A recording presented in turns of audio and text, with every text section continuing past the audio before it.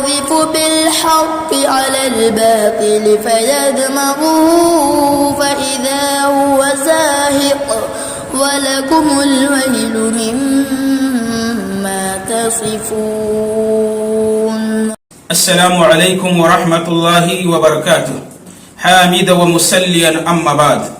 محترم دوستوں اور عزیز ساتھیوں، جو ہم پر اسلامی مہینہ سایہ فگن ہے وہ اسلام کا دوسرا مہینہ ماہ سفر ہے. اس مہینہ کے متعلق بہت سے لوگوں کا یہ عقیدہ ہے کہ یہ مہینہ منحوس ہے. اسلام نے اس طرح کے باطل عقیدوں کو جڑ سے اکھاڑ کر کے پھینکا ہے اور بیان فرمایا لا عدوى ولا طیرۃ ولا حامۃ ولا سفر. اسلام میں سفر نام کی کوئی چیز نہیں ہے. جو ماہ سفر کو منحوس سمجھا جاتا تھا دور جاہلیت میں، اسلام نے اس کا کلا کما کیا، اس کو جڑ سے اکھاڑ کر کے پھینکا. اور اسی طرح اسلام نے یہ تعلیم دی ہے کہ کوئی انسان بھی کسی کے لیے منحوس نہیں، کوئی چیز بھی منحوس نہیں، کوئی جانور بھی منحوس نہیں، کوئی نمبر بھی منحوس نہیں. جیسا کہ بہت سے لوگ یہ سمجھتے ہیں کہ میں نے فلاں انسان کو دیکھا تو اس کی وجہ سے میرا یہ کام نہیں ہوا، یعنی وہ انسان بہت بڑا منحوس ہے. اس حوالے سے میرے پیارے بھائیوں ایک چھوٹا سا واقعہ میں آپ کے سامنے ذکر کر دوں. اکبر بادشاہ کے زمانے میں ایک انسان کو لوگ منحوس سمجھتے تھے اور کہتے تھے کہ یہ بہت بڑا منحوس آدمی ہے، اگر کوئی اس کا چہرہ دیکھ لے تو اس دن اس کا وہ کام نہیں ہو سکتا ہے.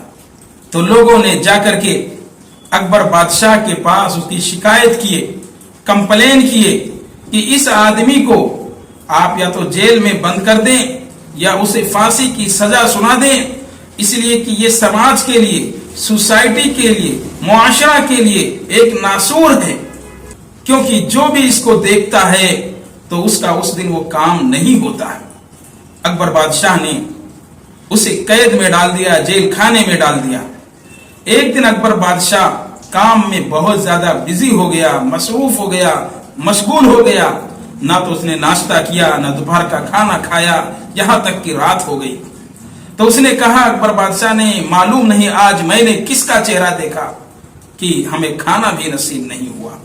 تو دربار میں موجود لوگوں نے کہا کہ اے بادشاہ سلامت، آپ نے اس منحوس آدمی کا چہرہ دیکھا جس کی لوگوں نے کمپلین کی ہے کہ یہ بہت بڑا منحوس ہے، اور آج آپ نے اس کو صبح سویرے دیکھے جس کی وجہ سے آپ کو کھانا بھی میسر نہیں ہوا. تو اکبر بادشاہ نے کہا واقعی یہ بہت بڑا منحوس آدمی ہے، یہ تو سماج کے لیے ناسور ہے، اس کو پھانسی کی سزا دی جائے. اور اس نے پھانسی کا حکم صادر فرما دیا. جب بیربل کو یہ بات معلوم ہوئی تو قید میں اس آدمی سے ملنے کے لیے گیا، قید خانے میں، جیل خانے میں، اور بیربل نے اس کے کان میں کچھ باتیں کہی. پھر پھانسی کا وقت آیا تو اس سے پوچھا گیا، جس کو لوگ منحوس سمجھتے تھے، کہ تمہاری آخری خواہش کیا ہے؟ تو اس نے کہا کہ میری آخری خواہش یہ ہے کہ بادشاہ سلامت کو پھانسی دی جائے، اس لیے کہ وہ مجھ سے بڑے منحوس ہیں. تو لوگ چونک گئے کہ یہ کیا کہہ رہا ہے.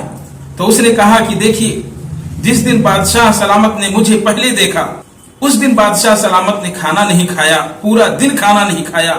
اور اس دن میں نے بادشاہ سلامت کو پہلے دیکھا تو بادشاہ سلامت نے ہمیں پھانسی کا حکم دیا، یعنی گویا بادشاہ سلامت میرے لیے سب سے بڑے منحوس ہیں. کم سے کم وہ تو کھانا نہیں پائے، مجھے تو زندگی سے محروم کیا جا رہا ہے.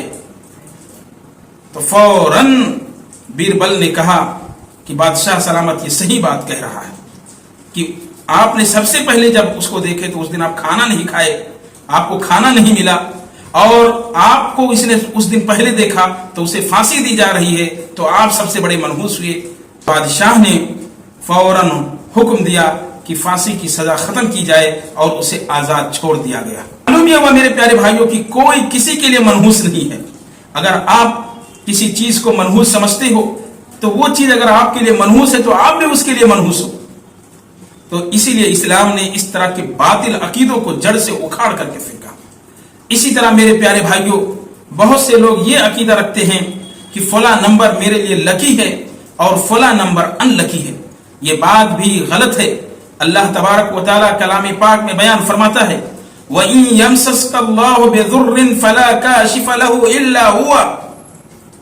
اگر اللہ رب العالمین کسی کو تکلیف دینا چاہے، کسی کو مصیبت میں ڈالنا چاہے، کسی کا نقصان کرنا چاہے، کسی کو لاس میں ڈالنا چاہے، فَلَا كَاشِفَ لَهُ إِلَّا هُوَ، تو کوئی اس کو ختم نہیں کر سکتا ہے، کوئی اس کو نقصان سے بچا نہیں سکتا ہے. اگر کوئی بچا سکتا ہے تو وہ اللہ کی ذات ہے. آپ کا نمبر جس کو آپ لکی اور ان لکی سمجھ رہے ہیں وہ آپ کو نہیں بچا سکتا ہے. اسی طرح اللہ رب العالمین نے کہا وَإِن يُرِدْكَ بِخَيْرٍ فَلَا رَادَّ لِفَضْلِهِ، اور اگر اللہ رب العالمین کسی کے ساتھ بھلائی کا معاملہ کرنا چاہے، کسی کو دولت دینا چاہے، کسی کے ساتھ خیر کرنا چاہے، کسی کے کمائی میں برکت دینا چاہے، تو کوئی بھی اس کو روک بھی نہیں سکتا ہے، کوئی اللہ کے فضل کو ختم نہیں کر سکتا ہے.